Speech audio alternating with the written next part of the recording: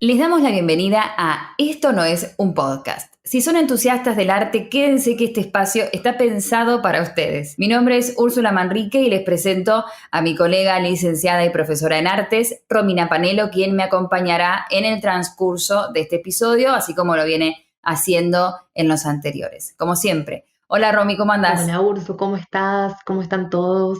Sí, tu fiel compañera. Siempre, por suerte, menos mal. A la distancia, porque estás ahora en qué lugar de Ahora volví a Francia. la montaña, porque estamos confinados de nuevo acá, así que bueno, durante todo este mes nos tenemos que quedar adentro y nada, me vine a la montaña a hacer una pequeña duendecilla. Claro, y ahí empieza el frío ahora Sí, también. hace frío, ya es de noche, son las 5 de la tarde acá, bueno, las 6, pero a las 5 ya es de noche y es como, oh. Pero bueno, hay calorcito, hay buena comida, así que está todo bien. Muy privilegiada. Perfecto. No, y aparte puedes aprovechar para hacer cosas de adentro, Bueno, ¿no? claro, por eso me volvimos al ruedo con el podcast, porque hay más tiempo. Y bueno, no, igual hay que hacer ejercicio, porque si no, uno se vuelve medio loco. Obvio, obvio, sí hay que hacer aeróbicos. Aeróbicos y hacer correr la sangre. Para no matar a las personas con las que vivís. Claro. Qué buenos consejos que damos. Sí, sobre todo después de haberme metido en todo este mundo que ahora vamos a explicar un poco, es como que, ¿qué pasa en esta sociedad occidental?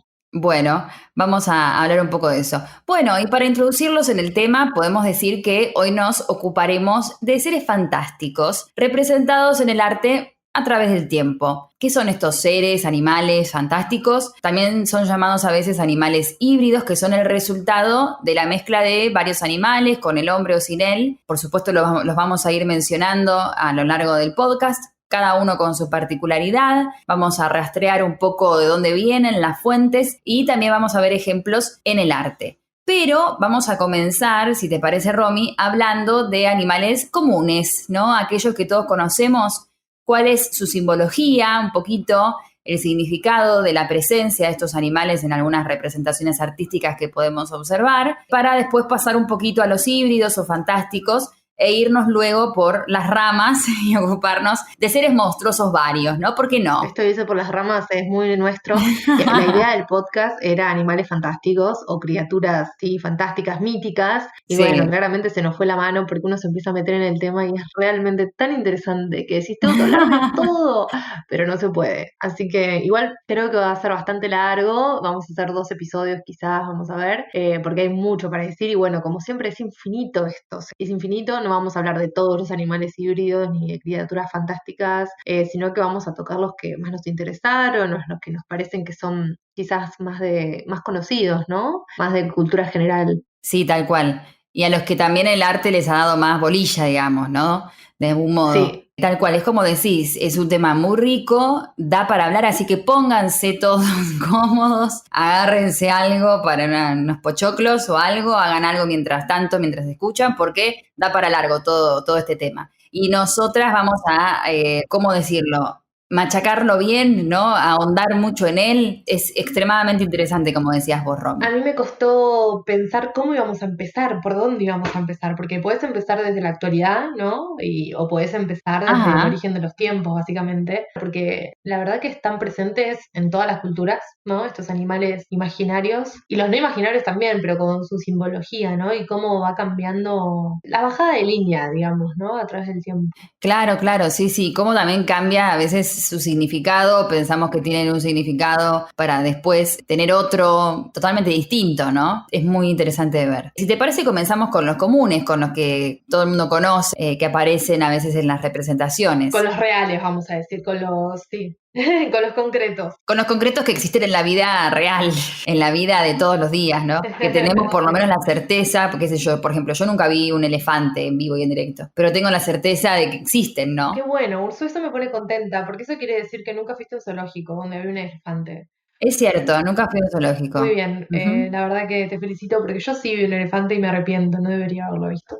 No te lo pudiste sacar de la cabeza, la crueldad del cautiverio. No, en el momento no fue tan cruel, pero bueno, uno cuando es más grande empieza a pensar que sí, que no está tan bien. Claro. Pero bueno, así que muy bien que nunca viste un elefante. Así que para vos puede ser un animal fantástico. Claro, si yo lo veo va a ser fantástico, pero bueno, uno los ve en la televisión, en este mundo globalizado, ahora se puede conocer cosas de lugares que uno nunca pensó o que en Sí, otra sí, sí. época no podríamos ni imaginar ni saber que existían, ¿no? Bueno, a mí lo que me llamó la atención también investigando sobre todo este tema es que en lo que respecta a la simbología medieval, sobre todo, tenían estos animales, los comunes, los de todos los días, un carácter bueno o malo, o sea, haciéndolo bien simplista, ¿no? Como que tenían un significado bueno y otro significado malo. Algunos eran animales como considerados positivos y otros eran considerados negativos o diabólicos. Sí, me gusta que hayas empezado por el periodo medieval porque yo también pensé que era el mejor punto de partida. Perfecto. Usamos dos textos, ¿no? Para esta fuente.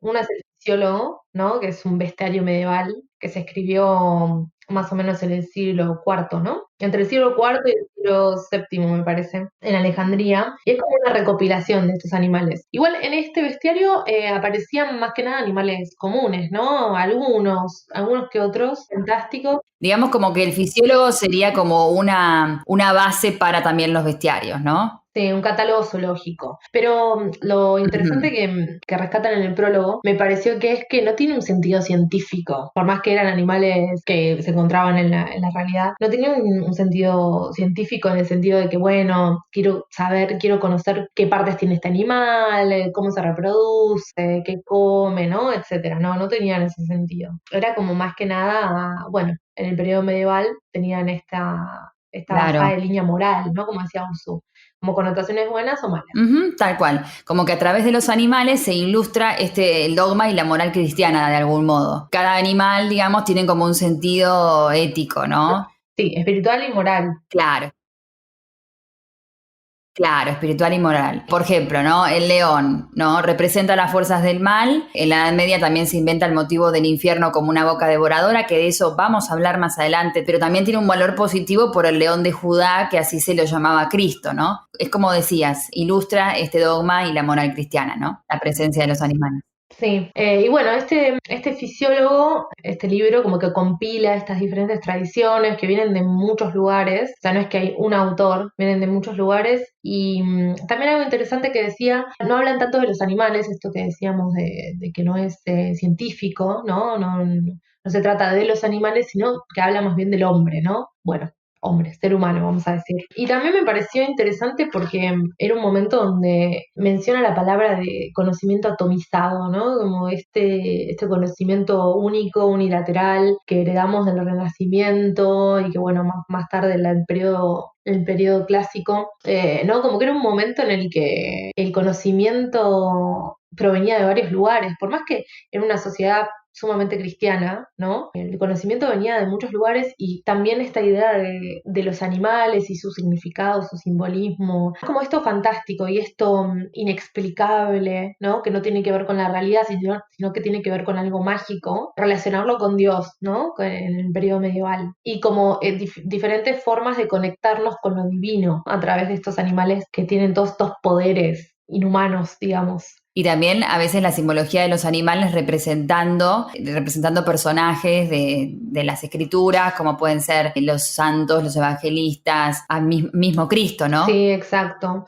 Sí, en el periodo medieval también lo encontramos mucho en la heráldica, ¿no? Sí, sí, tal cual. También hay muchos animalitos ahí reales y no, el león, como decías, aparecía mucho ahí. Pero bueno, también tiene que ver con esto de la fe, como que esto se compila y se utiliza mucho en el periodo medieval, pero viene desde hace mucho y como decíamos, desde muchos lugares. A mí lo que me parece interesante de todo esto también es que hay como una línea o una evolución, si queremos llamarlo, del animal fantástico que es literaria y hay una evolución también o un cambio en cuanto a la representación, como que van por lugares diferentes, a veces se tocan y a veces no, eso me pareció súper interesante. Claro, porque en realidad la fuente que tenemos para el estudio de esta historia simbólica medieval son estas fuentes que vos mencionabas, las escritas y las iconográficas, ¿no? Y a veces en el caso de los bestiarios medievales, por ejemplo, estas fuentes están unidas, porque tenemos las dos cosas, ¿no? Porque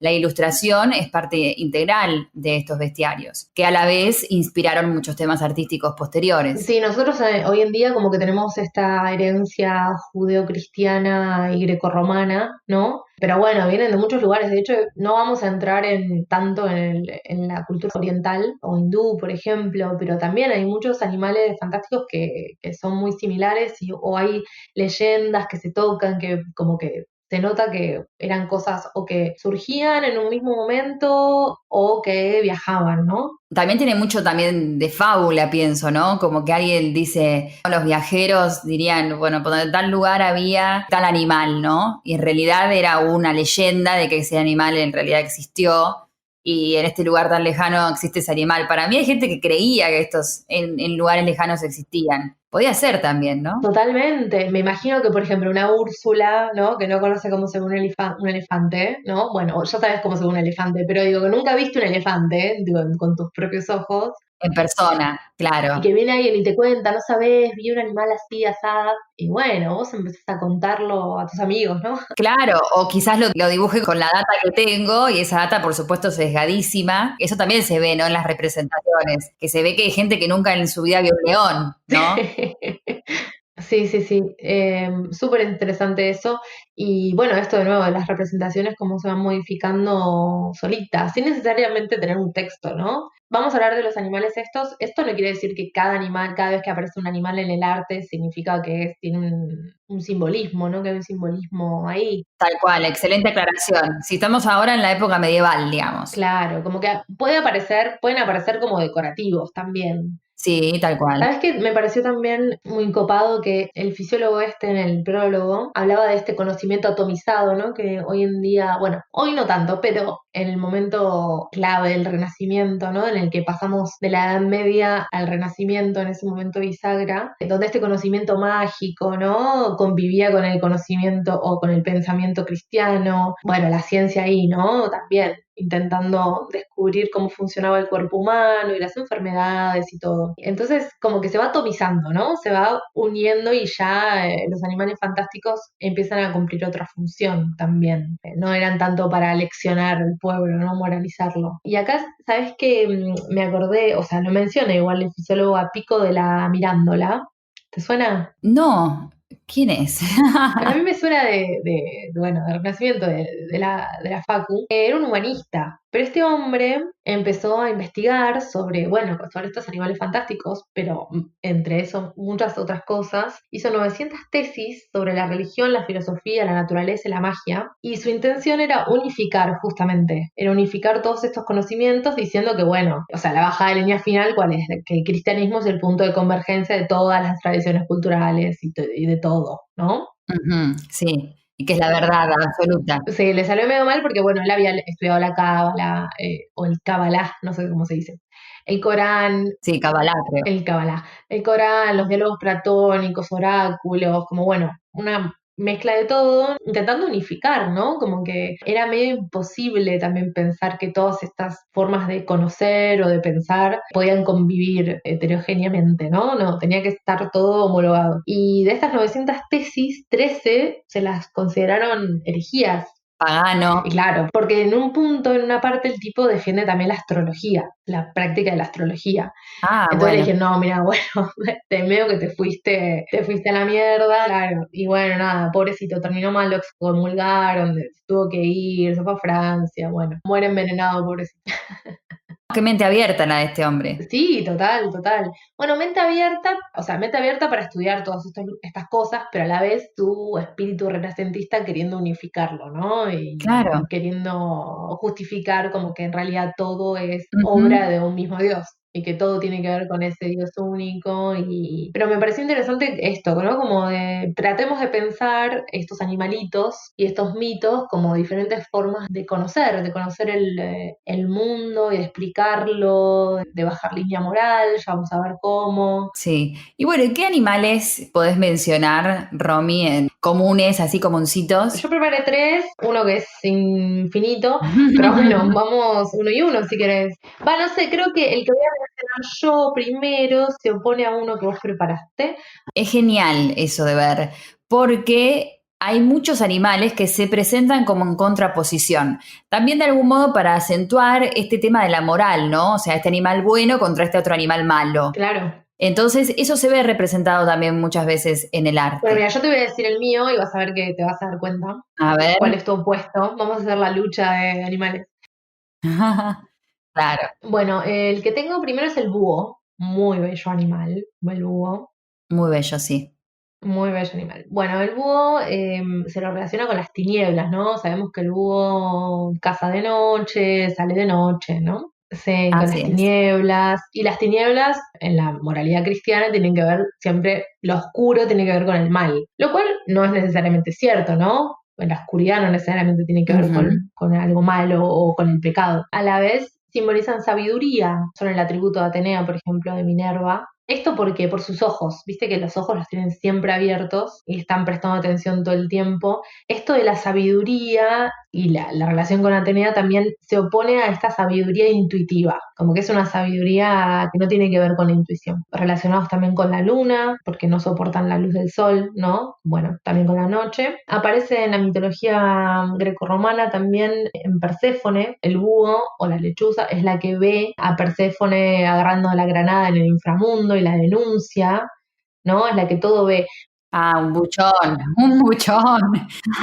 Re buchona. No sé si te acordás, pero en El Jardín de las Delicias, si no escucharon ese capítulo, vayan a escucharlo ya mismo. Aparece el búho en la primera parte del tríptico, donde todavía no está todo caótico y aparece el búho ahí como de sabiduría, pero también como que sabe que algo malo va a pasar, ¿no? Está ahí como siempre atento y siempre alerta y sabiéndolo siempre todo, ¿no? Una especie de espía. Esa es su función. Claro, claro. Sí, y bueno, en la cultura mesoamericana, en los aztecas, está relacionado con el dios del infierno, con la noche también, pero no está visto con esta connotación negativa, ¿no? Con la tormenta, con la muerte, y aparece flanqueado de dos perros. A veces, como que bueno, te acompañan en la noche, ¿no? Y bueno, tiene esta idea de buen presagio. También Claro. se lo relaciona, esto sí más en la cultura occidental, con la tristeza, con la melancolía, con estar solo, ¿no? Me encantó el búho y todo esto. Recuerdo que en el Jardín de las Delicias tiene esta carita ahí como que, cuidado, estoy acá mirando todo y esto no se ve nada bien. Los voy a acusar, piensa para sus adentros, porque están pasando varias cosas ahí en el cuadro que son dignas de buchonear. Y se opone al águila, ¿no? En esto de que es un ser de la oscuridad, el búho. Claro, claro. Porque a veces estas aves de rapiña, ¿no? Están asociadas con animales inferiores. Entonces se las presenta, como te decía, en contraposición, como que significan el triunfo del bien sobre el mal, ¿no? El triunfo de un animal sobre el otro significaría eso. Lógicamente se establece como una enemistad con el demonio, sobre todo en la época medieval, que por lo general está representado por la serpiente. La serpiente, que es un animal del que vos nos vas a hablar holgadamente un poquito más adelante, siempre está como en contraposición a los animales buenos, ¿no? Entre comillas. Por ejemplo, en la heráldica, como vos decías, esta asociación de animal bueno, animal malo es como muy frecuente. Por ejemplo, al águila siempre se la presenta en contraposición a la serpiente, como este triunfo del bien sobre el mal. Y bueno, con respecto al águila, que es un animal también, tampoco vi un águila en persona nunca, la verdad que me falta cultura. Yo tampoco vi un águila, No, es que vuelan muy alto, es difícil ver un águila de cerca, no es tan fácil. Es cierto. Excepto que, bueno, vayas a un lugar en donde las tienen en cautiverio, es muy difícil. En la época medieval, la forma de representar a los evangelistas era a través de un tetramorfo, ¿no? Este tetramorfo era como una cuadrícula, ¿no? Con 4 partes en donde estaban los evangelistas, que son estos santos que se ocuparon de escribir los evangelios, ¿no? Por inspiración divina siempre, por supuesto. En realidad, en toda la representación humana de estos evangelistas tienen como una parte animal, ¿no? O cualquier figura de animal con una anatomía que también sea parcialmente humana. Lo que vemos en los tetramorfos que aparecen en los manuscritos medievales es que aparecen los símbolos de los evangelistas, cada uno representado con un animal, o también aparecen los animales solos. Entonces aparecen con el evangelista solos o juntos. También se puede dar eso, ¿no? El águila representa a San Juan Evangelista. ¿Por qué? Porque en el Evangelio San Juan habla de la luz y el águila está más cerca de la luz por ser el animal que más se eleva. Claro, que más vuela, ¿no? Exacto. Después, San Lucas es el buey, porque tiene que ver el buey con el sacrificio, ¿no? Siempre el animal que se sacrificaba en las ofrendas, por lo general también era un buey, que es el animal de sacrificios por excelencia. Por otro lado, San Marcos es el león y San Mateo es el hombre, que es un animal pero con capacidad de razón. Esos serían, digamos, los animales representados por el tetramorfo, ¿no? Que representan a los 4 evangelistas. Hay algunos manuscritos en donde se ha representado este tetramorfo y donde se puede ver estas representaciones de los evangelistas como animales, ¿no? Por ejemplo, en el libro de Kells, que es un manuscrito del año 798, que es un evangelario justamente, piensen que al mismo tiempo que se están haciendo las grandes catedrales, se estaban haciendo a la vez en los scriptoriums estos libros. Es una época floreciente del monacato irlandés y, como decía antes, hay una composición que tiene, por ejemplo, uno de los folios en cuadrícula para marcar la presencia de los 4 evangelistas, ¿no? Entonces está en cada cuadrito uno de los evangelistas. Y a la vez, en los marcos tienen unas lacerías totalmente elaboradas, que eso tienen de hermoso los manuscritos irlandeses. No sé si coincidís, Romy. A mí me encantan. Sí, coincido mucho porque hay mucha influencia céltica, ¿no? Ahí es muy bello. Tienen lazos, lacerías, también juegan con distintos colores. Y bueno, en este folio en particular de este manuscrito, podemos ver que está la figura del hombre, que es San Mateo con las alas, que está rubio, que está bastante geometrizado, ¿no? Esquemático, sí. Claro, esquemático. También vemos al león que representa a San Marcos, que está rampante, que eso significa que está en las 2 patas traseras, que eso se ve mucho también en la heráldica, también muy usado en la Edad Media. Y vemos que el cuerpo de este león es artificial. Le pusieron alas, las formas están muy rígidas, cae muy vertical. No parece un león. Me cuesta, claro, me cuesta pensar que es un león. El del águila, ponele que sí. Y el otro, Sí. el que es un buey, me parece más un caballito, pero sí, son muy bellos igual. Claro, y aparte está sentado, el buey tiene una postura bastante rara Sí. porque está sentado en sus ancas, Sí. ¿no? En las patas, es como que está sentadito a la mesa, es raro. Y el león me parece que está extremadamente flaco, la verdad que sí. Todas tienen igual dibujos distintos, no son todas iguales, por eso podemos intuir que el artista estaba jugando un poco con las técnicas. También son muy, muy interesantes los colores que se usan, por supuesto el dorado. Tiene mucha diversidad. Y el águila de San Juan, que representa a San Juan, tiene la cara de perfil, tiene el pelaje azul, y viste que de adentro le sale como una especie de forma, ¿no? Como un rulo, como si fuera una línea así sinuosa. Y después también podemos encontrar en otro manuscrito, que es el libro de Durrow del 680, fue hecho también en un monasterio de la localidad de Durrow, y acá lo que podemos ver es que aparecen folios tapiz o carpeta, ¿no? Porque el trabajo de estos manuscritos parecen un tapiz o parecen una alfombra cuando uno los ve, ¿no? Y cumplen una función decorativa. Y acá yo aparté la imagen símbolo de Juan. Ahí vemos el águila que está solita en el folio, está en el centro de la composición sola. Está como flotando porque no tiene ninguna base en donde se tenga algún apoyo. Sí, no hay indicación de espacio, o sea, está ahí como en el fondo blanco. Claro, el marco nada más y está el águila ahí solita de perfil, no hay una intención naturalista. Y esto es interesantísimo, tiene que ver con lo que decías vos al principio, que el rostro de este águila está de perfil y el cuerpo no. Y esto viene de la pintura egipcia. Y acá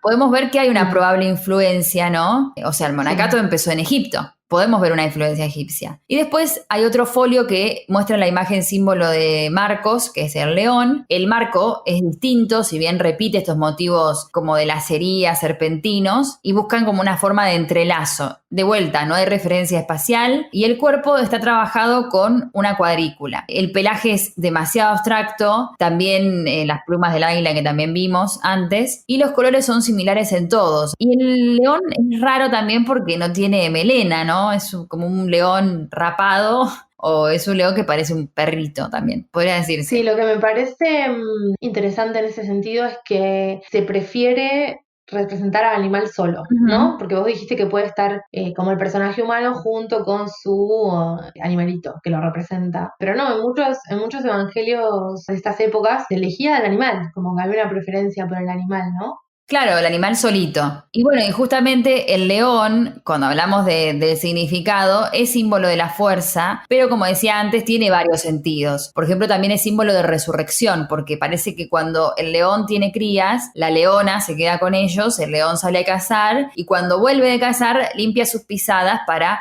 evitar que el refugio sea encontrado. Pero también tiene un sentido negativo, porque no sé si recordás la persecución a los cristianos cuando se echaba a las personas cristianas al foso de los leones, ¿no? Recordemos Daniel en el foso de los leones. Entonces tiene el símbolo de fuerza, de poder, y puede ser que tenga esta dualidad. Y también tiene que ver mucho con los hábitos del propio animal, que es el caso también del pelícano, que el pelícano a veces es un símbolo de la caridad. Es un animal que va a aparecer por lo general en la historia del arte en los sagrarios, ¿no? En los sagrarios, en los retablos, porque tiene que ver con la resurrección. Obviamente que la elección del animal no es arbitraria, ¿no? Porque el pelícano parece que en su vida cotidiana, a veces cuando pasa momentos de hambre, lo que hace es que se pica a sí mismo para que le salga sangre y con su propia sangre poder alimentar a los polluelos. Entonces, esta circunstancia de la vida, de la naturaleza del pelícano, viene perfecto para hablar del cristianismo, del sacrificio que hace Cristo por todos nosotros, ¿no? También parece que se ha secularizado este significado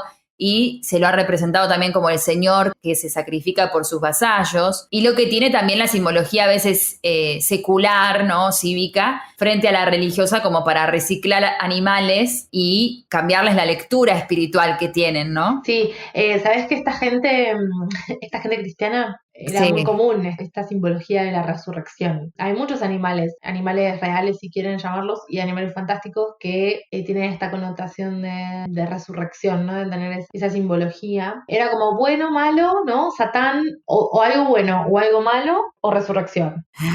La resurrección la consideraría buena yo. Sí, sí, total, pero tiene que más que ver con algo divino, ¿no? No es algo solamente bueno. Claro. Es como, bueno, tenés el poder sí, de revivir. Sí, sí, El sí. pavo real también se puede pensar en ese sentido. El pavo real, tan hermoso animal.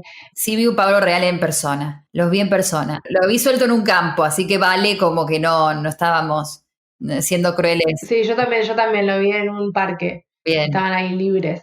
Y son un poco intimidantes. Se relaciona con la belleza, con la vanidad. También lo relacionan un poco con el fuego por su cola, cuando abre la cola, con el universo también un poco, porque como que se pueden ver todos los colores aparentemente en su cola, que si bien es más que nada verde, tiene partes tornasoladas, por ese sentido. Algo interesante, mira, encontré que en la religión hindú hay un dios que se llama Skanda, Skanda, Ajá. y es el dios de la guerra, ¿no? Y este dios de la guerra lucha con un ejército de demonios y se lo representa montando un pavo real. Sí, montando un pavo real, y este hombre sería el destructor de las serpientes. Si se pudiera montar un pavo real, es muy majestuoso, ¿no? Sí, También. o la persona era muy mínima o el pavo real era inmenso.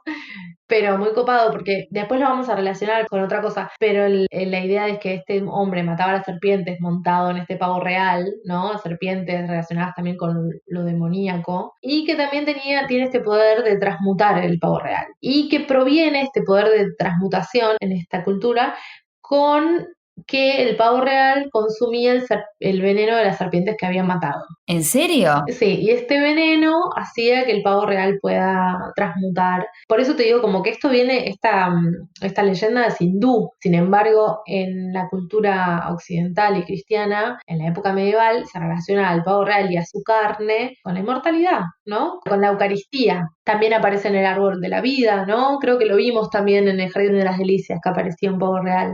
Tenía entendido que según San Agustín, la carne del pavo real es incorruptible como la carne de Cristo. Por eso también se lo relacionaba Claro, con... eso digo, también es el símbolo del alma incorruptible, ¿no? Claro. Pero me pareció súper interesante que en esta cultura hindú se relacione con el consumo de veneno de la serpiente, ¿no? Que esto le daba este poder supuestamente al pavo real. Con esto no quiero decir que Ajá. hay una transmisión directa, ¿no? De la cultura hindú al cristianismo, pero es interesante, ¿no? Porque hace ruido. Claro, porque bueno, en tiempos en donde no existía la heladera, parece que la carne del pavo real cuando se lo comía duraba muchísimo tiempo. Tenía que ver con eso, ¿no? Tardaba mucho en descomponerse. Sí, sí, seguramente. Sí. Y bueno, después usar las plumas, ¿no?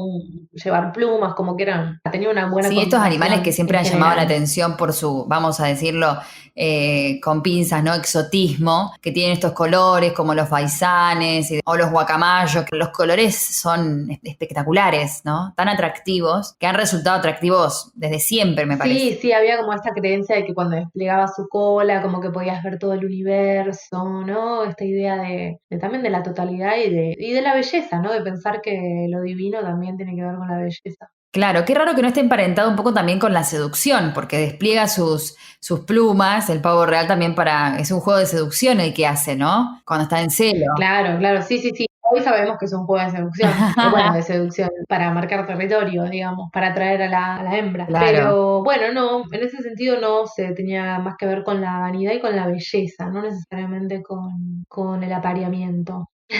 No, y también me pareció interesante esta relación que yo mencionaba un poco al principio de los animales con la representación de la boca del infierno. En el siglo XI, más o menos en Inglaterra, aparece una manera de representar al infierno como una boca de animal abierta de perfil. Y después, más adelante, en el siglo XII, se invierte esta boca. Lo que hace al invertirse es que permite una sensación de verticalidad que tiene que ver más con la caída en el pecado, ¿no? Esto primero lo vemos en manuscritos, luego aparece en la cultura y después se vuelve motivo por excelencia en la representación del lugar del infierno. Si rastreamos las raíces de esta representación, según el texto de Nora Gómez, hay animales bíblicos que pueden ser fuente de esta representación. Por ejemplo, el león devorador, la ballena que se tragó a Jonás, ¿te acordás? Romy, en realidad dice que es un gran pez. Yo leí que también se lo interpretaba como un monstruo marino, ¿no? Que tragaba, como vos decías.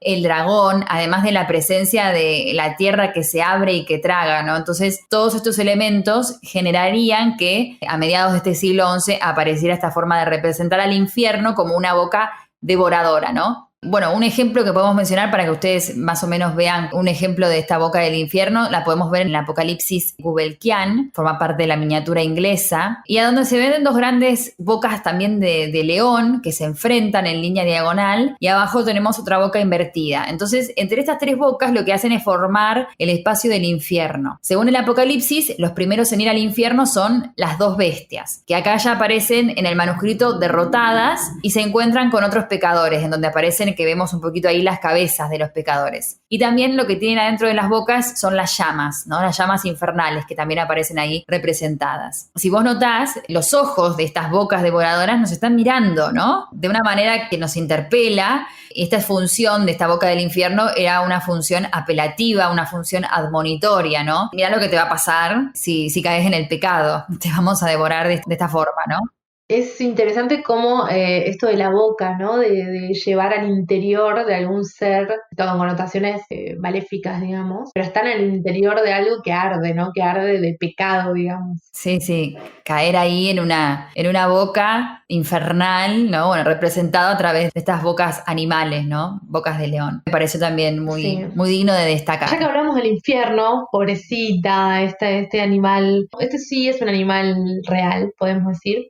No es de mis favoritos, me da mucho No es de mis miedo. favoritos tampoco, pero le tengo un nuevo respeto ahora, después de que investigué sobre ella. Bueno, la serpiente, pensamos en la serpiente y ¿en qué pensamos, Ursu? En terror, en veneno, en el mal, en la muerte. En el pecado, claro, en el mal, en veneno, total. Pero bueno, vamos a aprender que la serpiente, con todas estas connotaciones tan negativas, tiene mucho que ver con también las connotaciones positivas. Es un animal por sobre todo dual, ¿no? Con estas connotaciones duales. Incluso en el cristianismo, En el cristianismo que también lo vemos como algo ahí, en las antípodas de lo bueno y de lo luminoso y lo espiritual, vamos a ver que no tanto. Muy diferente al ser humano, la serpiente, como todos los animales, pero este tiene la sangre fría. Claro, es un reptil, sí. Claro, tiene escamas, no tiene patas, ¿no? Entonces es como que es muy difícil empatizar. Muy difícil.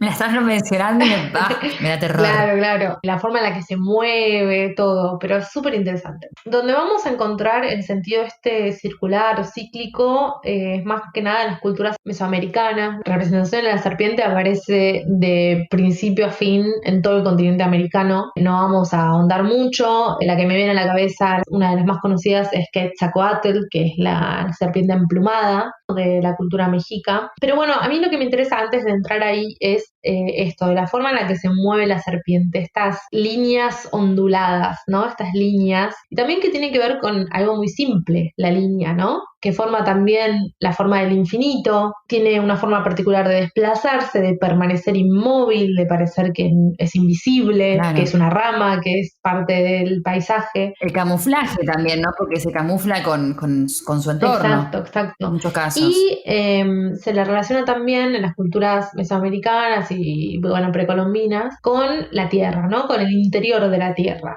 con las profundidades de la tierra y también con lo inconsciente, si queremos, como eso que se mueve sin que lo percibamos tanto, ¿no? Con lo subterráneo. Y esto de lo cíclico, ¿no? De lo circular, que tiene que ver con el comienzo y con el fin. No sé si nos suena, pero el alfa y el omega, ¿no? Sí. Claro, Cristo dijo, supuestamente, yo soy el alfa y el omega, soy el principio y el fin. Sí, como que todo empieza y termina en Cristo, ¿no? Y bueno, acá tenemos la serpiente que en un punto también, con esto de lo subterráneo, ¿no? Que se relaciona con el interior de la tierra, con lo misterioso, con lo secreto, ¿no? Con lo enigmático, con lo que no se nos presenta así, tal como así, con plena luz, con lo que vos decías que se camufla y también cambia la piel, ¿no? Que tiene que ver con la metamorfosis. Y también su forma es raro, ¿no? Porque su forma tiene que ver con el falo, ¿no? Ajá, y con la libido, tiene mucho que ver con eso. Y no solo se la relaciona con la tierra, con el interior de la tierra, sino también con el mar, ¿no? Entonces tiene que ver con la tierra y con el agua. Claro, porque hay muchas especies que también son de mar. Exacto. Así que bueno, hay una idea de fertilidad con esta idea de que también tiene que ver con el falo, con lo infinito, con lo cíclico, con el agua, con la lluvia. La serpiente emplumada, que es el Quetzalcóatl en la cultura mexica, como habíamos dicho, además es este ser, la serpiente emplumada, que se sacrifica por el pueblo mexica. La historia es más o menos como que vienen unos sacerdotes y le dicen a Quetzalcóatl, bueno, el loco acá va a haber que empezar a sacrificar gente porque los dioses lo piden, porque esto es así, y Quetzalcóatl supuestamente dice que no, que él se opone, entonces se sacrifica él mismo para que no se sacrifique a gente, supuestamente, y se retira. Bueno, hay muchas leyendas de cómo termina la vida de Quetzalcóatl, pero una de las más conocidas es que se va en una balsa, ¿no? Y se despide y le dice a todos que va a volver. Ajá. No sé si nos suena todo esto. Claro, nos suena muchísimo. Claro, no, bueno, de nuevo, no estamos diciendo que hay directamente una transmisión, pero bueno, ¿no? Se repiten ciertas cosas. Claro, sí. También la tenemos en Egipto, la serpiente, como que no. Uf. Como que no. Se relaciona con el dios Atum, Ajá. que en realidad después termina siendo Atum-Ra o Amon-Ra. Claro. Lo conocemos más como Amón. Algo que quizás no saben es que, por ejemplo, a los faraones, vamos a decir Tutankamón, el más famoso, el final de su nombre o en una parte de su nombre tiene que estar el dios, ¿no? Al que se le rinde culto primordial, que sería Amón, ¿no? Tutankamón. Tiene que ver con este dios que en un principio se llamaba Atum, A-T-U-M, no Atum, como hay que comer, no en la lata y que es el que ha llegado a existir por sí mismo. Súper interesante esto. Como que él está ahí sin que nadie lo haya creado. Y emerge del océano primordial y se encontraba como forma de serpiente. Más o menos como el dios cristiano, porque el dios cristiano, ¿quién creó al dios cristiano? En cuanto al origen del dios cristiano, se creó a sí mismo. ¿Quién lo creó? Bueno, los cristianos dicen Dios es tan grande que uno con su cerebro humano no puede imaginar cómo fue creado el Dios, pero ¿quién creó a Dios? Tiene que ver con esa idea también, ¿no? Claro, exacto. Sí, también es una necesidad de establecer un principio, tanto en la cultura cristiana, judio-cristiana, como en Egipto, ¿no? Hay que establecer un principio de acá en adelante. Aparece este ser, que es Atum, su primera aparición es que surge de este océano primordial, en el que se encontraba en forma de serpiente, sin tener conciencia de sí mismo. De nuevo, esta idea de que la serpiente tiene que ver con lo que no se ve o con lo que no es evidente. Bueno, se sentía muy solo, entonces se masturba y crea algunos dicen que escupe, pero bueno, se masturba y crea a la primera pareja de dioses del panteón, digamos, egipcio, y se lo vincula con la puesta del sol a este dios, con cuando el sol se pone, cuando el sol se va a dormir, digamos. En la cultura egipcia estaba esta idea de que Ra, el dios del sol, salía todos los días, ¿no? Pasaba toda la circunferencia, podemos decir la semicircunferencia de la Tierra y se volvía a poner, y eso todos los días, pero en la parte en la que se ponía no es que desaparecía, sino que hacía un trayecto subterráneo, que es el mismo que haría la gente cuando moría, ¿no? Que es como el camino hacia el más allá. Entonces a este dios Atum en forma de serpiente se lo vincula con la puesta del sol y con este viaje subterráneo para luego renacer como Ra, que Ra sería como el sol en su cenit, cuando está más alto. Entonces, bueno, este dios se relaciona con acompañar en el viaje más allá a los difuntos, esta idea del sol en una barca. Hay una representación muy conocida de Egipto en el que hay como una especie de laberinto hecho de serpiente, ¿no? Y una barca en la que atraviesa el faraón, ¿no? No, claro, es una barca en donde él se enfrenta a un montón de peligros que tiene que atravesar para llegar a la vida eterna, de algún modo. Exacto. Bueno, en teoría ese viaje que hacía el faraón o las personas de la nobleza es el mismo que hace este dios. El sol en su forma de Ra, claro, o en su simbología de Ra, ¿no? En su cenit, y en su simbología de la serpiente o este dios Atum. Y cuando vuelve a salir, sale de la boca de una serpiente. En teoría, ¿no? Muy interesante. Entonces también tiene que ver con esta idea de ponerle orden a las cosas, ¿no? Del caos y el orden. Y eso lo vamos a ver muy bien en la cultura grecorromana. Por ejemplo, también la serpiente aparece en la idea del tifón. El tifón es este monstruo colosal en la mitología griega que tenía alas, que era enorme, que tenía cabezas de dragón, que le salían por todos lados, por los dedos, serpientes que le salían de los muslos, o sea, era espeluznante básicamente. Tiene que ver con la desmesura, ¿no? En un monstruo, un coloso, que bueno, lo termina matando Zeus, como siempre. Tiene que ver con esto, con la desmesura, con intentar ponerle orden a este caos, y en general el caos tiene que ver con la serpiente, a veces, como en este caso, como en Egipto, o como estos peligros, ¿no? Como esto amenazante. Y siguiendo con esta línea de la cultura grecorromana, hablamos en un momento de los mitos órficos, ¿se acuerdan? De los mitos, lo hablamos en el capítulo de la fotografía, lo de los mitos órficos, que tenía que ver con Orfeo, que se iba al inframundo y que salía con su amada y que no tenía que mirar para atrás, ¿se acuerdan de Orfeo? Bueno. Sí, nos acordamos. Pero estos mitos órficos tienen que ver con Dionisio, ¿no? Claro. Y un atributo de Dionisio, uno de los elementos que aparece siempre en general cuando se lo representa a Dionisio, es la serpiente. Aparece un toro también, aparece la serpiente, la hiedra y el vino. Lo vemos en muchas representaciones, por ejemplo, lo vemos también en el Laoconte, que aparece en el infierno de Dante, luchando con la serpiente para que no se coma a sus hijos. Aparece representado en el arte también Laoconte, rodeado de serpientes. Claro, hay una escultura muy conocida de Laoconte que se encontró en el siglo XVI, que no está completa, de hecho falta la cabeza de la serpiente, después se completó, pero bueno, no se sabe en realidad cómo era. Pero sí, luchando con la serpiente, no como de nuevo la serpiente como esta connotación negativa. Pero en el siglo I, esto me pareció súper curioso. En el siglo I hay una serie de sectas, un grupo de gente ahí. Siempre hubo sectas en el mundo. Ya lo creo, sí. Sí, y estos se llamaban los ofitas, un grupo de sectas agnósticas, ¿no? Que estaban entre Siria y Egipto, era como diferentes grupos heterogéneos, pero las unía la importancia que le daban a la serpiente en el libro del Génesis.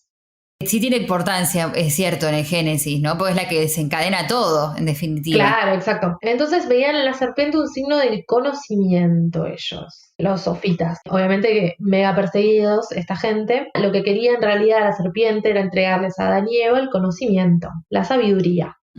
Claro, y una de las justificaciones era que Dios nos había hecho a nosotros, con nuestros intestinos, que es por donde asimilamos el alimento, con una forma de serpiente. Tiene sentido. Entonces, si nosotros asimilamos el alimento a través de una forma de serpiente, que eso quiere decir que la serpiente tiene esta capacidad de sabiduría y de conocimiento y que nos va a alimentar en ese sentido. Con el laberinto.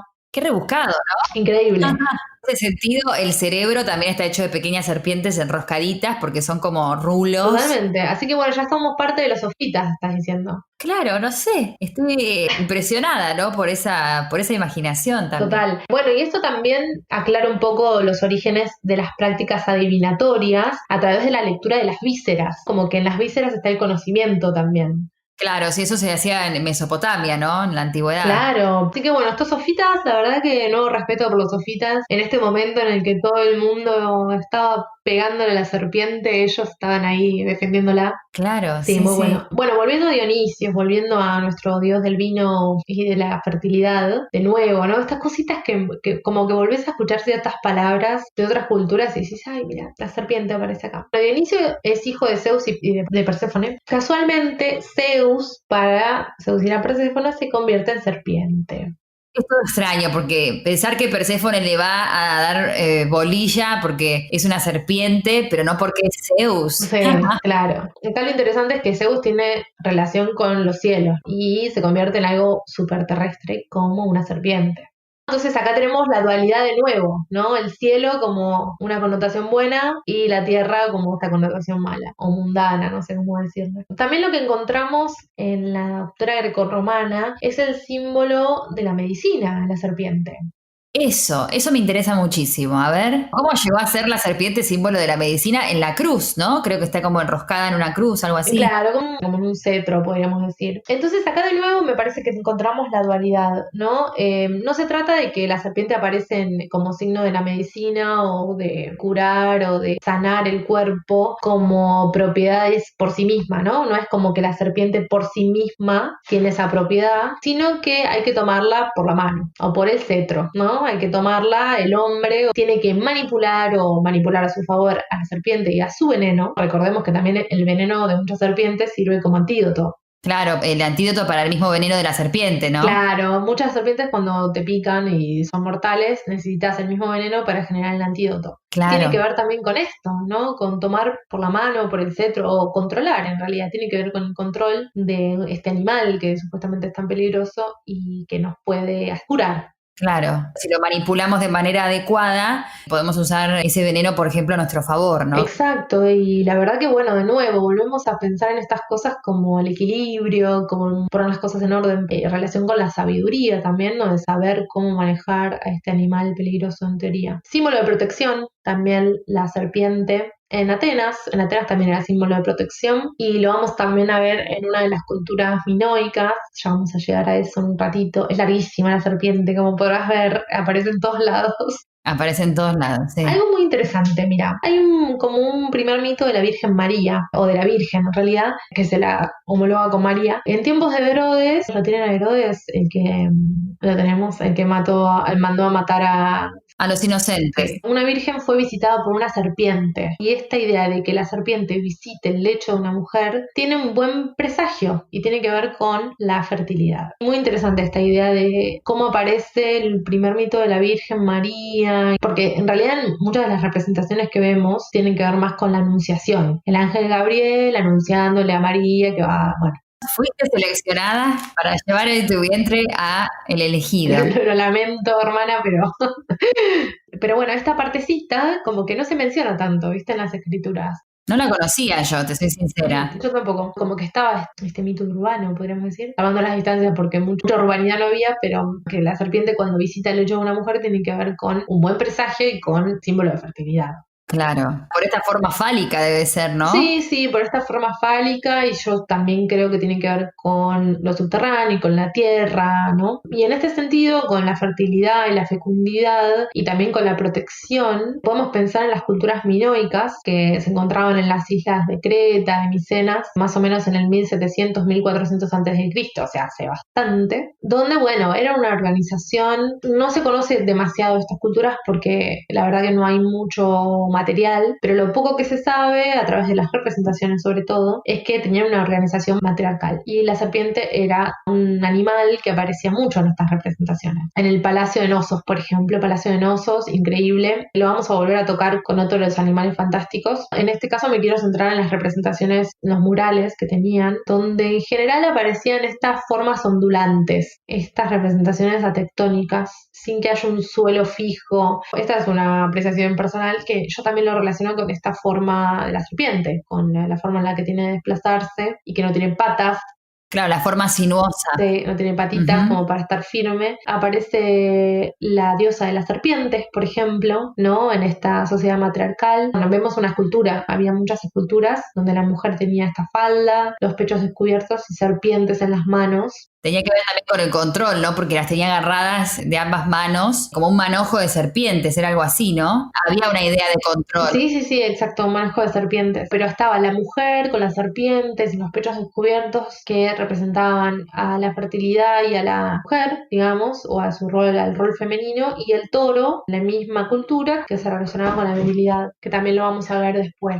Ujú, sí, sí. Bueno, yo te puedo aportar una serpiente o una obra de arte con serpientes que a mí me llama mucho la atención. Se trata, no sé si recordás, este cuadro de Masolino, estamos hablando del primer Renacimiento, de un cuadro muy conocido de él que se llama La Sí, Tentación. Masolino era el que había pintado la misma capilla que Masaccio, ¿no? La capilla Brancacci.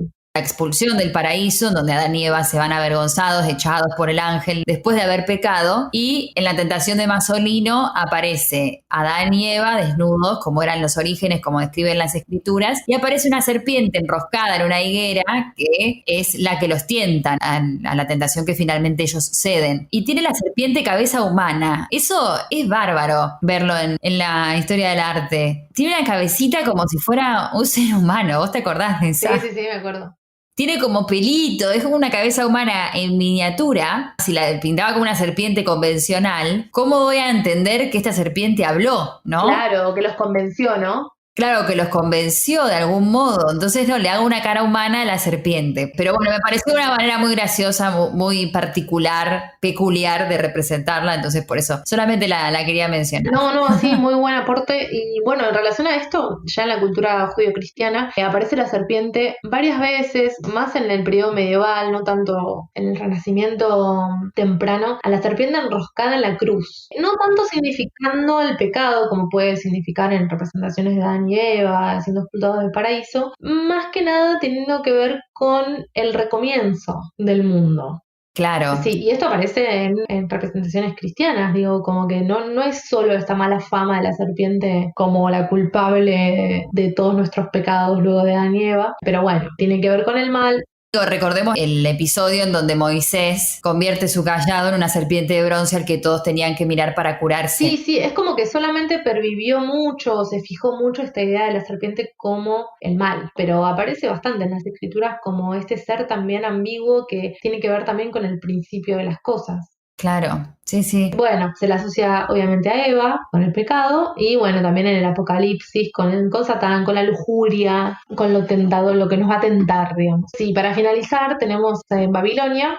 Sí, sí, sí. En Babilonia, en la época de Gilgamesh, la serpiente tenía una connotación buena, digamos. En general, la serpiente le daba a los héroes una hierba de la inmortalidad, que era un regalo de los dioses. Loco, ¿no? Pensar a la serpiente relacionada con los héroes. Claro, Sí, entonces, bueno, esto era así, digamos, y la leyenda cuenta, la mitología babilónica cuenta que un demonio que quiso que los hombres cambiaran de piel, no las serpientes, y que las serpientes comenzaran a morir. Y hay otro que reinvierte este pacto, básicamente. Después está Tiamat, que es una diosa primordial también en la cultura babilónica. Acá de nuevo aparece lo dual, es una diosa primordial del mar salado, que a veces aparece como diosa creadora porque se une a un dios de agua dulce, ¿no? Y crean otros dioses, pero también aparece como una diosa destructora y que tiene que ver con el caos primordial. De nuevo, como que se repite esta idea del poder creador de la serpiente o el poder de simbolizar el recomienzo de cosas, el reinicio del universo. Si pensamos en lo que dijimos sobre Egipto, ¿no? El recomienzo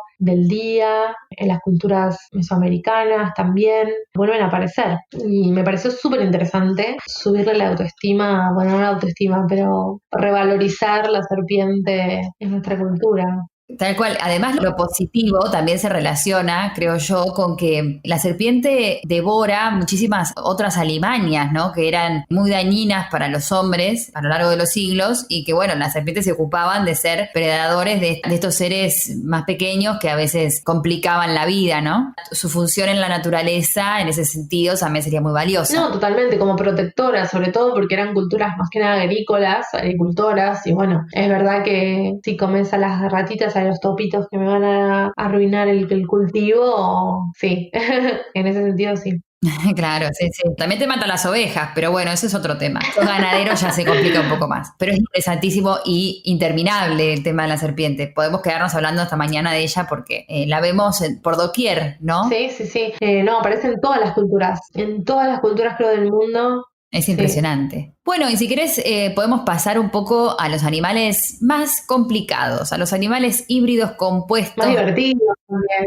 inventados, podemos llamarlos de diversas maneras. Por supuesto que todo esto tiene un origen en la costa de Asia Menor, ¿no? En estos animales mitológicos del cercano oriente, ¿no? Animales fantásticos, animales híbridos, que es un repertorio que, por ejemplo, en la Edad Media vuelve a surgir. Una de las vías de influencia es la glíptica antigua, las piedras talladas, recordás los sellos mesopotámicos, por ejemplo, también por pavimentos, por pisos antiguos, por toda esta glíptica mesopotámica y demás, es por donde podrían haber influido estos animales en la época medieval. Como decíamos antes, en Egipto es donde empieza el monasticismo. Ellos introducen elementos con animales híbridos, así que lo que vemos acá es como una pervivencia. Hablábamos recién de los bestiarios, no son un invento medieval, sino que hay una pervivencia de todos estos animales, ¿no? Esta pervivencia se puede ver también en algunos de los manuscritos. Uno con el que me gustaría ejemplificarlo es con el ejemplo del Beato de Facundo, que es un beato del año 1047.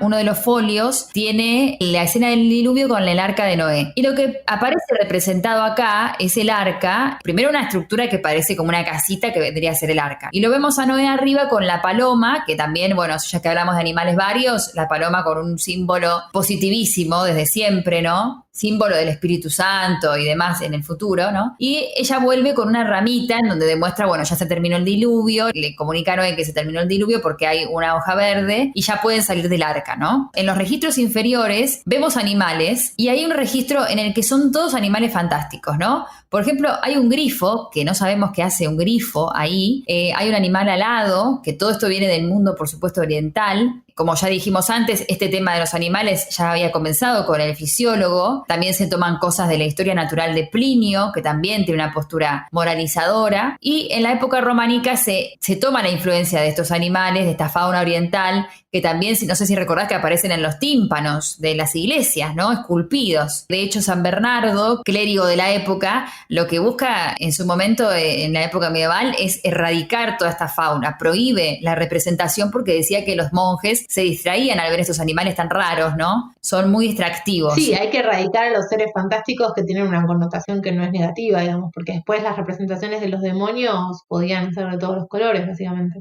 Podrían ser aleccionadoras un poco más, ¿no? Y bueno, Claro. según las escrituras, una de las cosas que pasan cuando se abre la puerta de este infierno, de este pozo del abismo, igual las escrituras no mencionan el infierno como tal, sino el pozo del abismo y demás. Parece que salen animales que pueden ser cuadrúpedos, que es un animal híbrido. Y bueno, otro animal con mala fama, ¿cuál eran? Las langostas. Langostas, sí.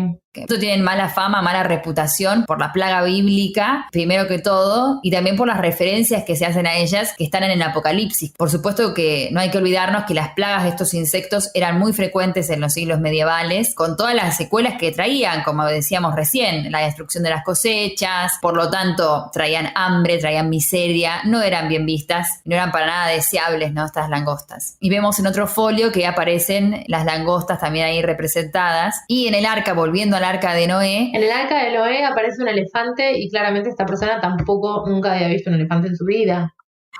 Como si tuviera que representar el elefante yo, ¿no? Claro, un elefante vos sin tener televisión, digamos. Muy flaco, sin tener televisión ni modelo vivo, solamente con lo que me cuentan. Y también es interesante de este folio del Arca de Noé que se trabaja con colores puros, muy densos, ¿no? Como son bloques de color, amarillos, rojos, muy fuertes, ¿no? Los del Beato Facundo. Tiene como un aspecto satinado, además, uno no lo ve en persona, pero parece que tiene un aspecto satinado, están estas bandas de color y tiene como registros cromáticos que serían los distintos pisos del arca. Por supuesto, las figuras son bidimensionales, no tienen matices de color, hay un linealismo, bueno, esto es bastante característico de esta época, y tampoco hay fondos ilusionistas. Entonces, acá podemos ver que hay animales considerados así normalitos y hay otros que son fantásticos, que aparecen también en el arca. Otro ejemplo podemos verlo en el Beato de San Pedro de Cardenia del año 1180, y acá también se pueden ver a las langostas, que decíamos antes, que cabalgan otros jinetes. Y las colas de las langostas se transforman en animales que tienen bocas felinas que tratan de torturar a los hombres como que son agentes del mal. Ahí está la connotación también negativa de la langosta. Y también lo que vemos acá interesante en cuanto a la representación es que hay un desafío de la ley del marco, porque los hombres aparecen en el margen, ¿no? Entonces, no está todo circunscripto al marco, sino que algunas colas y demás salen del marco de la representación. Bueno, eso para hablar un poco de la época medieval y de los animales fantásticos. Después también podemos hablar de los apocalipsis. En el año 1002-1004 podemos ver de ejemplo el Apocalipsis de Bamberg, en donde, bueno, se hace para Enrique II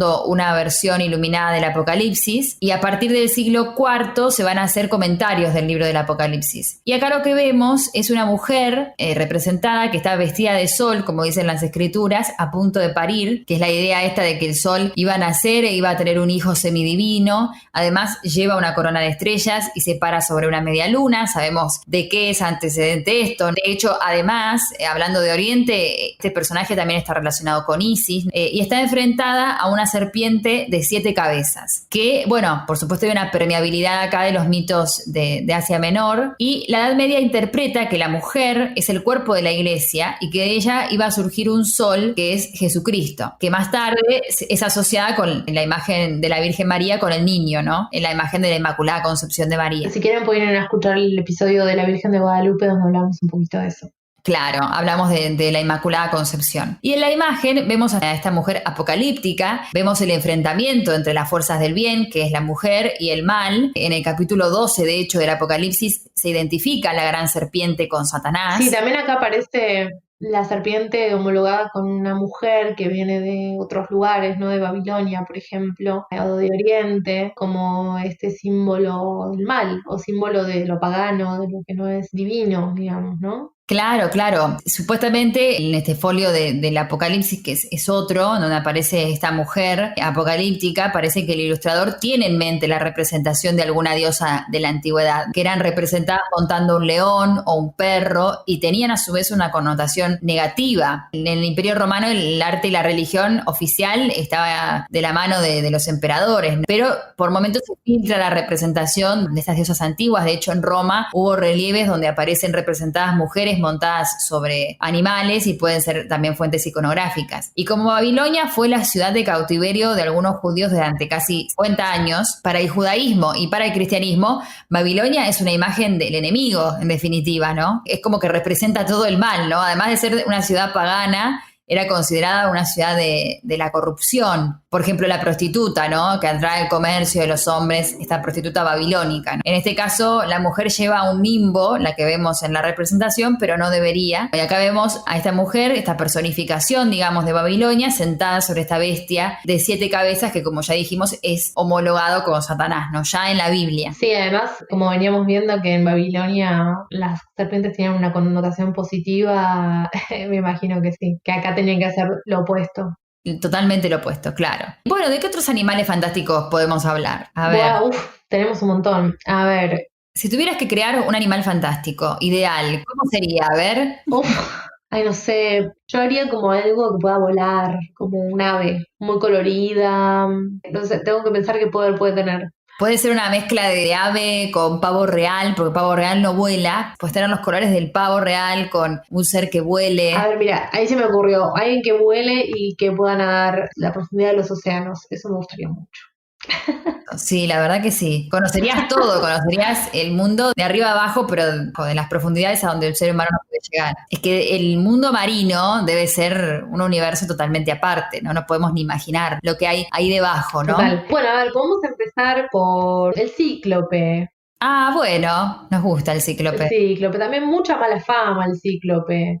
Pobre. Ahora vamos a ver por qué. No sé si lo tiene el cíclope, pero se lo describe como este monstruo, ¿no? Con una fuerza sobrehumana. Acá ya estaríamos hablando como de seres monstruosos o de seres que habitan en inframundo. Míticos, sí. Claro, míticos más que nada, más que animal, ¿no? Mucha fuerza, ¿no? Tienen sus conocidos por tener mucha fuerza y no tanta inteligencia. Son extremadamente altos, te medían como, no sé, 3 metros o más. Su característica es que tienen un solo ojo en el centro de su frente. Esto también lo podemos ver como relacionado con su poca inteligencia, ¿no? Como que no tienen 2 ojos ni 3, que se tienen que ver con la clarividencia, sino que tienen uno, o sea, menos que lo normal, digamos. Se creían que eran caníbales, muy testarudos y de emociones muy fuertes, o sea, muy violentos, básicamente, que se salían de sus cabales muy, muy rápidamente. Estos surgen más que nada en la tradición griega y bueno, después se pasa a la tradición romana y así hasta nuestros días. Hay 2 generaciones, hay una primera, 2 generaciones de cíclopes, ¿no? Que se conocen según las leyendas. Una primera que tiene que ver con que son hijos de Urano y eran grandes constructores, se dice que construyeron murallas en Creta, en Licia y en Tracia, que eran como ciudades de ese momento, pero Urano les tenía miedo, ¿no? Y los encierra en el Tártaro, que el Tártaro era este lugar en el centro de la Tierra.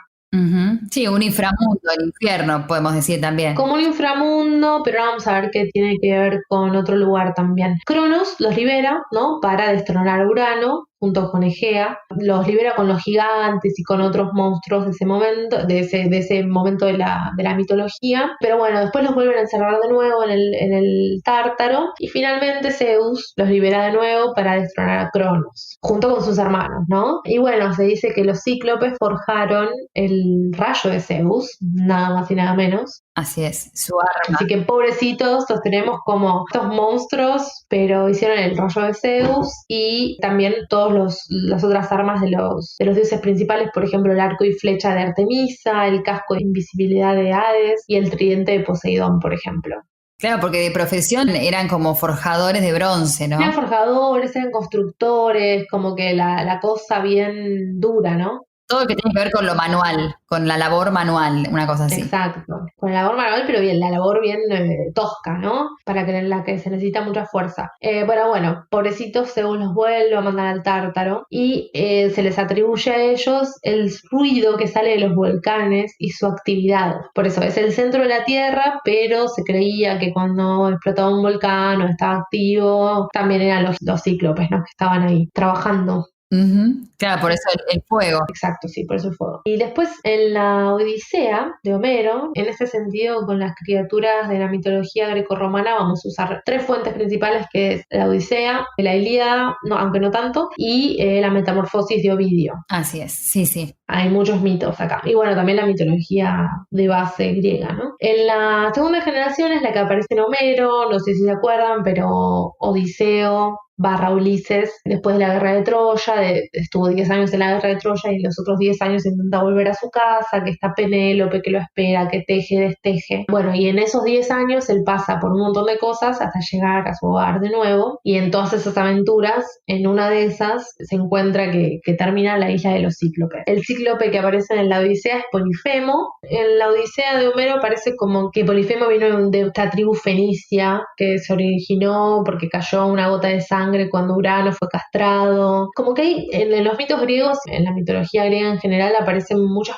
formas diferentes de contar los mitos, con algunas con cambios muy, muy sutiles, que no hacen nada al mito, no afectan tanto, y otros un poco que sí, pero bueno, aparentemente Polifemo venía de esta tribu, y que además era hijo de Poseidón y de una ninfa. Bueno, acá vamos a empezar a ver algo que va a aparecer varias veces en la mitología grecorromana y creo que un poco pasa a lo judio-cristiano y a la bajada de línea moral, en el que Ulises vence al cíclope, ¿no? La cosa es que había llegado Ulises a la isla esta, se encuentra con el cíclope que secuestra a todos los hombres de Ulises o de Odiseo, como quieran llamarlo, y los encierra en una cueva, ¿no? Y se los va comiendo, se come a 1 o 2 por día o algo así. Entonces Odiseo dice, bueno, che, tengo que hacer algo porque si no me voy a quedar sin hombres, no me puedo volver a mi casa, bla. Entonces el relato, la narración dice que le empieza a dar vino a Polifemo y Y Polifemo le pregunta, ¿cómo te llamas? Y él le dice, me llamo Navi. Ah, sí. Otis, algo así. Me llamo Navi y cuando está muy borracho, ahí empieza a pelear con él y le clava una estaca en el ojo, ¿no? En su único ojo. Entonces ahí el Cíclope Polifemo sale y empieza a decir, me atacaron, ¿quién te atacó? Me atacó Navi. Y acá va a surgir esto de que el héroe, Ulises Odiseo, vence al monstruo de la fuerza esta inhumana y poco inteligente con su audacia y con su inteligencia, más que con su fuerza. Siendo Ulises más pequeño, pudo a través de su ingenio, y me salió un verso, vencer. Exacto. Y esto va a aparecer mucho, esta idea de la fuerza bruta, con esta connotación negativa, y la inteligencia y el no uso de la fuerza con alto valor. Las pasiones con la mesura, podemos decir. La razón, claro. O la razón, exacto. Si bien tenemos la imagen del cíclope, porque bueno, te aparece bastante en películas así fantásticas, pero lo vemos en el Palazzo T, ¿no, Ursu? Gracias por recordarme este palazzo tan hermoso. Por favor, vean las imágenes de estos murales en donde se representa la caída de los gigantes. Esa sería entonces la primera generación que acá pinta nuestro querido Giulio Romano, estudiante, discípulo de Rafael. Así es. Bueno, y en este Palazzo T, que está ubicado en Mantua, trabaja, como decías, Giulio Romano en el año más o menos 1525, 1530. Y él en este palazzo hace una sala que se llama la Sala de los Gigantes, en donde justamente relata esto que vos contabas hace un ratito, que tenía que ver con la caída de los gigantes. Y lo que vemos cuando entramos a la sala está íntegramente pintada, no hay ni un solo rinconcito de pared sin pintar. Vamos a ver un concepto de ilusionismo, ¿no? De ilusionismo manierista. El tema, como vos decías, representa hasta la destrucción de los gigantes por los dioses. Júpiter o Zeus lanza los rayos desde el cielo está pintado justamente en la sala, miramos para arriba y está el cielo y está Júpiter con su rayo, y destruye el mundo de los gigantes en la zona inferior de la sala, que estaría en la parte de las paredes. Y la forma de la sala se asemeja a una colmena, por lo tanto no vemos divisiones espaciales, lo que vemos es una continuidad de sensaciones que lo que hacen es rodear y encerrar al espectador. Claro, la idea es desdibujar la planta cuadrada, ¿no?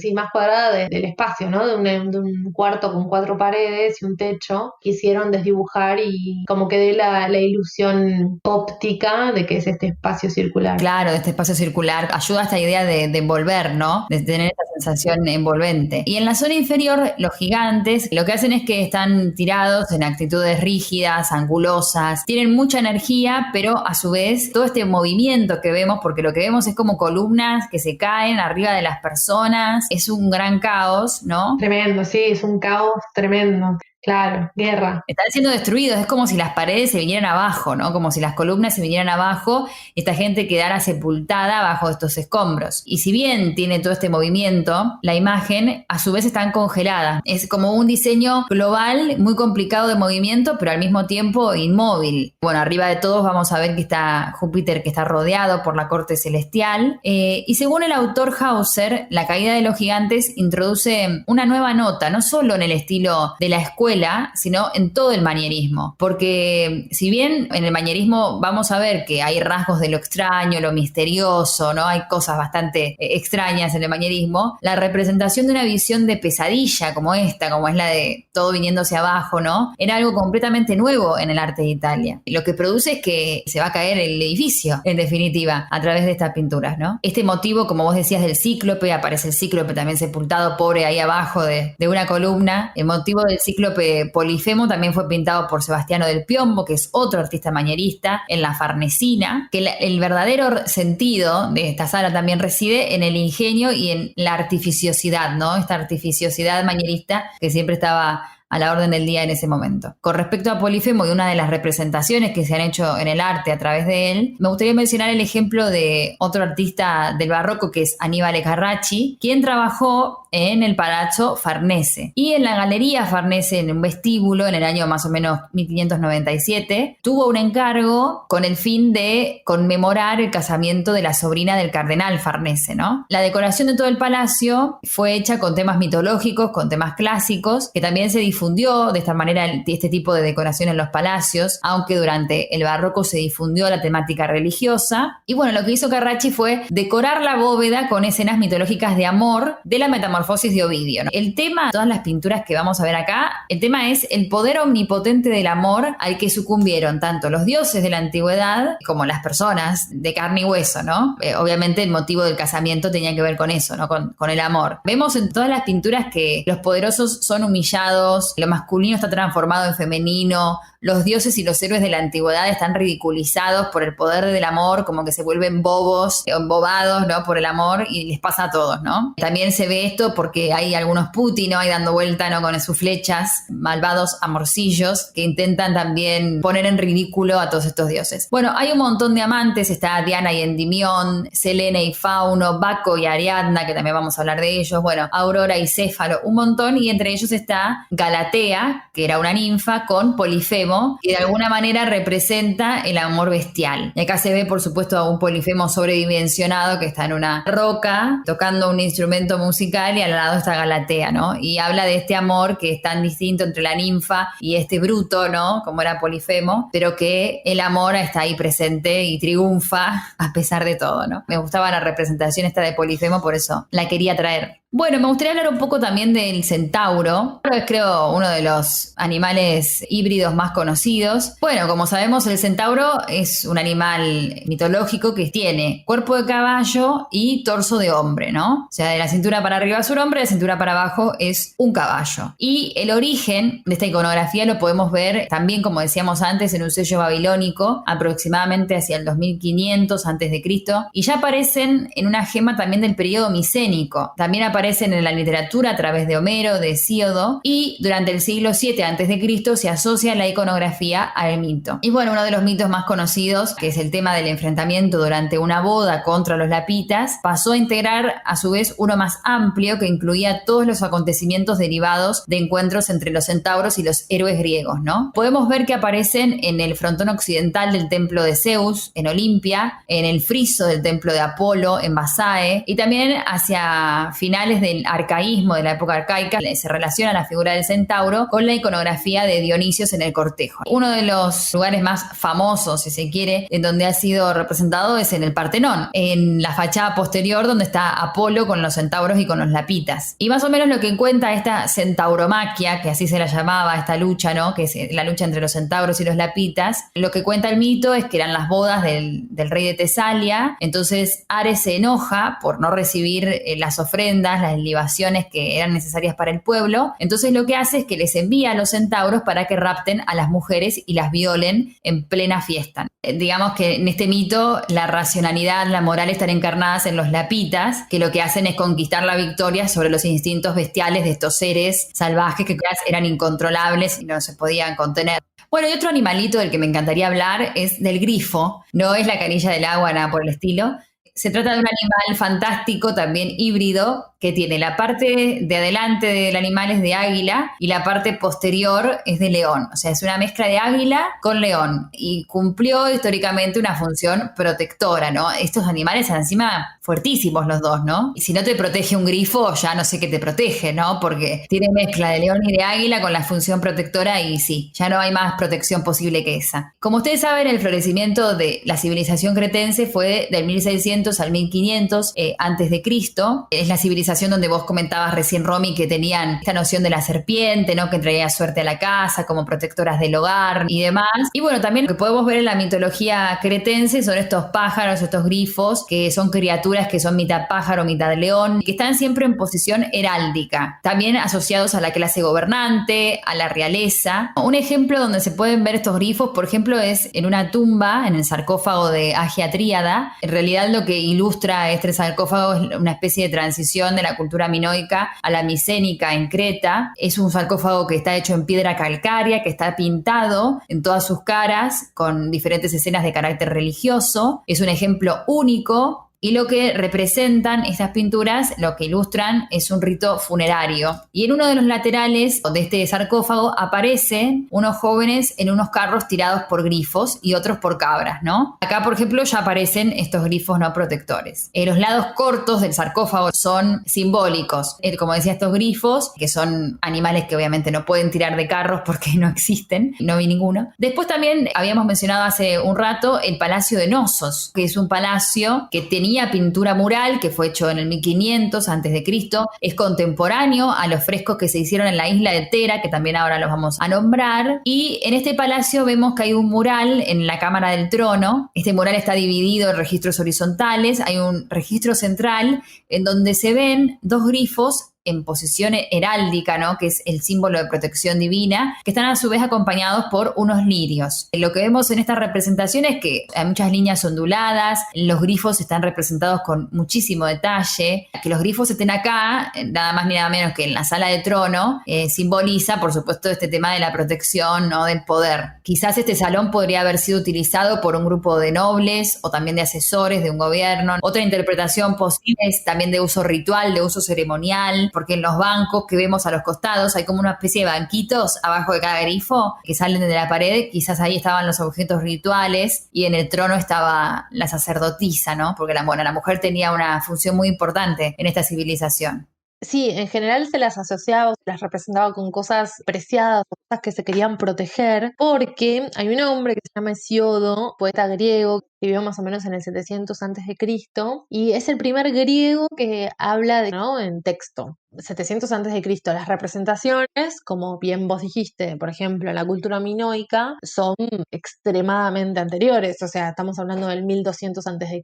acá. Presentaciones ya hubo, muy previas, ¿no? Pero el mencionarlas y el describirlas, Hesíodo es el primer griego, y él dice que provienen estos grifos de una especie que estaban en continua guerra con los arimastos. Los arimastos eran una especie de cíclopes, dice este hombre, y estaban en guerra por el oro. Entonces de acá que se los empieza a vincular con este metal y también se las vincula con las cráteras de vino de Dionisio, o sea, con cosas que tenían mucho valor básicamente. Bueno, de acá que se las empieza a representar con cosas que tienen que ser cuidadas o que son veneradas, podríamos decir. Aparecen en la heráldica, hay muchos, y también llegan hasta, bueno, no nuestros días, pero no tan lejos, hasta la época medieval, o sea, en el Alto Medioevo, con las gárgolas. Ah, qué bello, sí, está bueno mencionar las gárgolas, sí, que también tienen esta función protectora, ¿no? Exacto. Y bueno, provienen de acá, de la morfología del grifo, digamos.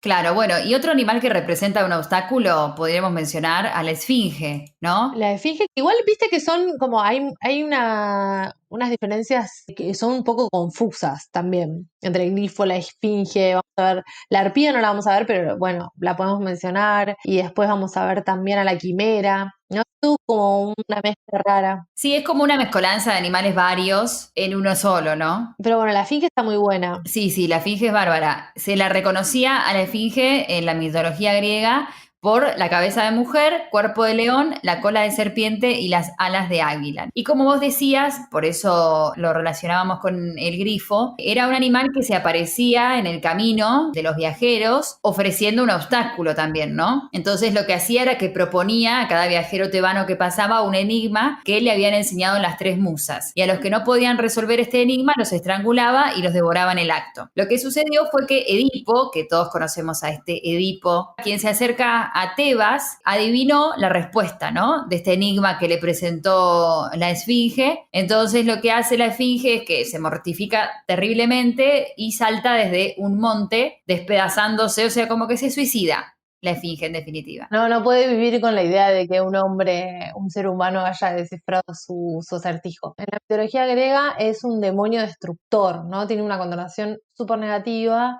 Cabeza de mujer, vamos a ver que las mujeres en general en Grecia no tienen una connotación muy, muy positiva. Y bueno, claro, como que te la encontrabas, no, digamos que no tenías mucha chance de vivir y ella te daba una oportunidad. La única oportunidad era descifrar mi acertijo, mi adivinanza, mi enigma, y nadie había podido hasta que llegó Edipo, ¿no? Vista de esto, los tebanos, sumamente agradecidos por esta circunstancia, lo aclamaron a Edipo como rey, que después se casó con Yocasta, ignorando que era su madre, y todo lo demás es historia, ya se conoce, ¿no? Y todo lo demás es complejo, digamos. Y todo lo demás es complejo, me encantó esa frase. Genial. Bueno, para el acertijo, el que resuelve Edipo, tenemos dos versiones diferentes, pero es la misma respuesta. Yo tengo que, ¿cuál es el animal que tiene 4 patas a la mañana, 2 patas al mediodía y 3 patas en la noche? ¿Y vos cuál tenés? Estoy pensando que la manera de formular la adivinanza como vos la planteaste es un poco más complicada, porque yo la versión que tengo es, ¿qué ser con solo una voz tiene a veces 2 pies, a veces 3, a veces 4 y es más débil cuanto más pies tiene? Creo que esta da un poquito más de data, porque vos dijiste los momentos del día, la tarde, la noche, ¿no? Como momentos del día que serían análogos a los momentos de la vida, pero como que es más rebuscado. En cambio, si yo te digo que tiene a veces 2 pies, a veces 3, a veces 4, es un poquito más facilongo, ¿no? Claro, más difícil, es verdad que es más difícil. Pero bueno, él lo pudo responder que la respuesta era... El hombre o el ser humano, claro. Claro, el hombre, el ser humano que se arrastra cuando es niño, se mantiene firme en sus 2 pies cuando es joven y se apoya en el bastón en la vejez, ¿no? Igual te digo que yo no hubiese podido resolver, soy malísima para estas cosas, así que hubiese muerto en manos de la esfinge. No, sí, yo también. Engullida y fagocitada por la esfinge. Podría haber sucedido. De nuevo, acá vemos cómo se repite este patrón de que Edipo gana gracias a su inteligencia ante una bestia, ¿no? Y no gracias a la fuerza. Claro, sí. Lo que es medio atípico cuando hablamos de la esfinge, que siempre nos dicen esfinge y pensamos siempre en la egipcia, ¿no? Claro, es la famosa. En la famosa esfinge egipcia. Pero esta es la griega. ¿Hay algún ejemplo de esta esfinge griega que podamos mencionar? Una como arquetípica, podríamos decir, de este momento es más o menos del 570, 560 a.C.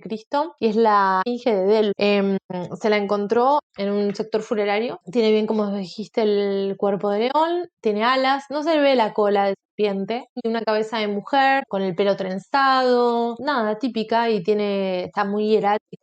Flaquita, nada que ver con las representaciones clásicas griegas que tenemos o helénicas, por ejemplo. Igual hoy en día también siguen, sobre todo en el neoclásico, en el periodo neoclásico, en Francia, en Europa, se volvieron a hacer las esfinges con cuerpo de mujer. Algunas tienen cuerpo de león con senos, por ejemplo, y cabeza de mujer, pero también es más como, bueno, más decorativo en lugares de jerarquía, ¿no? Y devinieron no tanto en esta amenaza que habíamos dicho respecto a los enigmas o a lo demoníaco, sino que devinieron más en un símbolo de protección también. Por esto que decíamos antes de que se ponían en el medio del camino, ¿no?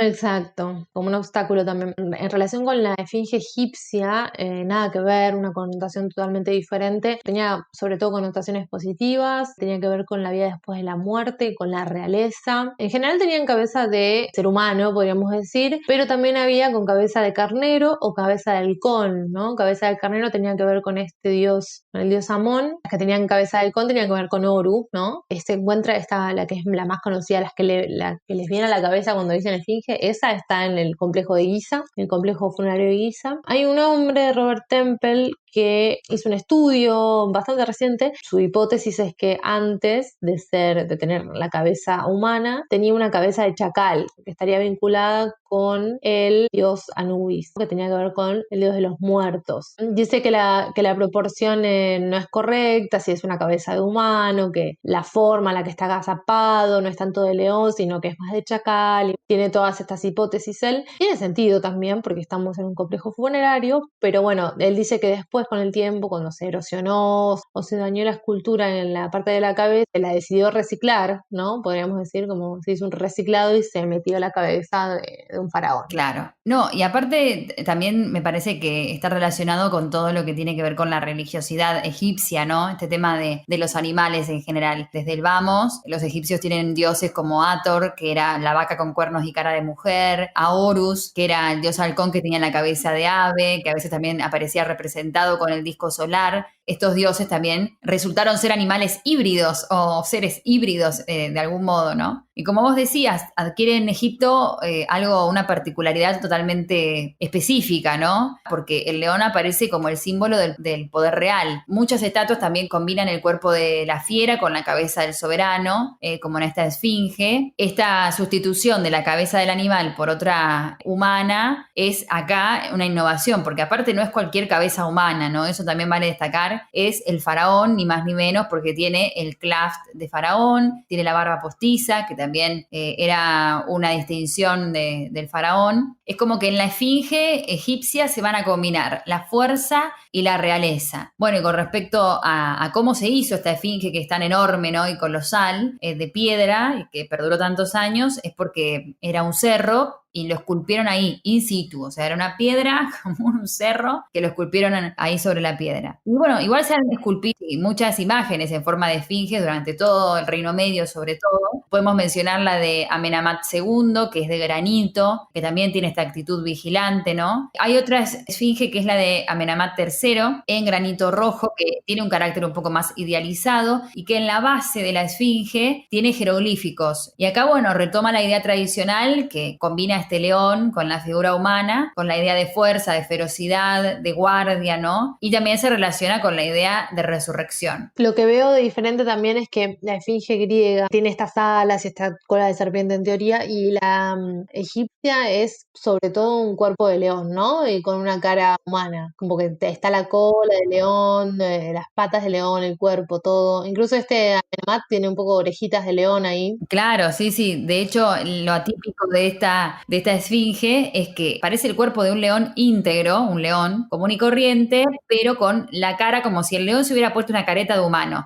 Da esa impresión, como si el león se hubiera querido disfrazar de humano. La parte de adelante, el rostro, humano, pero todo lo demás, la melena, todo lo demás es león. Sí, sí, sí, total. Entonces, bueno, como que también se reconocen las características individuales del faraón, ¿no? Esta personalidad enérgica, avasallante, el gobernante, vigilante, todo, ¿no? Así que esta es un tipo de esfinge muy poco habitual, que no solemos verlo así. Y después, como vos decías, en el templo de Luxor, con estas esfinges que tenían a veces cabezas de carnero, el templo de Luxor tiene una calzada que está flanqueada por esfinges de cabeza humana, y son 365 esfinges que estaban vigilando el templo y por las que uno tenía que desfilar antes de entrar a Luxor, ¿no? Imponente, ¿no? La verdad. Pues también el Luxor y Karnak estaban unidos a su vez por una avenida de esfinges con cabeza de carnero que vos habías mencionado, Sí, ¿no? sí, sí, muy, muy buenos. Pero bueno, sí, tienen otra connotación, pero como vemos son casi, casi el mismo animal mitológico, ¿no? Fantástico. Así es. Bueno, es muy interesante el tema, Romy, pero me parece que hemos llegado a nuestro fin. Sí, ya nuestros oyentes no tienen más poder, capacidad de concentración después de tanto tiempo. Claro, si bien los podcasts son espacios en donde podemos ahondar, bueno, estamos ahondando demasiado, así que esto requiere de una segunda parte, recargada. Continuará. Continuará, así que vamos a seguir hablando de estos animales fantásticos, compuestos híbridos, en el siguiente episodio de Esto no es un podcast. Hasta entonces, Romy. Besitos. Gracias por acompañarme siempre.